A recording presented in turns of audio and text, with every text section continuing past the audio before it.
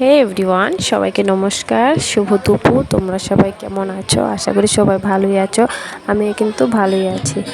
মনসা পূজা তোমাদের কেমন কাটলো সেটা কিন্তু অবশ্যই আমাকে জানাবে। আমার কিন্তু মনসা পুজো খুবই ভালো কেটেছে। ঘুরতে পেরেছি, ঠাকুরের আরতি দেখেছি। তো চলো আজকে শেয়ার করি যে পূজায় গিয়ে আমি কি করলাম। আমি কিন্তু গিয়েছি দুইটা পূজার মধ্যে, একটা আমার মামা শ্বশুরের বাড়ি আর একটা ছিল আমাদের পাশের বাড়ি।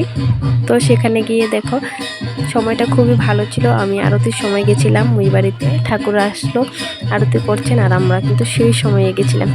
তো আমি কিন্তু নাচতে খুবই ভালোবাসি। তো যেহেতু শুনেছি যে এখানে আরতি, তার জন্য অনেকটা দেরি করছিলাম, বসে থাকছিলাম আর বসে বসে আনন্দটাকে উপভোগ করছিলাম।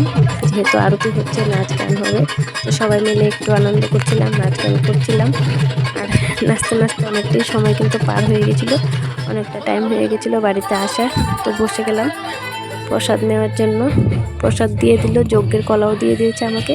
তারপরে কিন্তু আসল প্রসাদ, যেটা আর কি পেট পূজা বলে, তো সেটার জন্য ওখানে বসেছি। দিয়েছে ফ্রাইড রাইস, ভাজা, ডাল একটা করেছে আর পটল আলু দিয়ে একটা তরকারি করেছে। তো ফাইনালি এসব খেয়ে বাড়ি চলে আসলাম।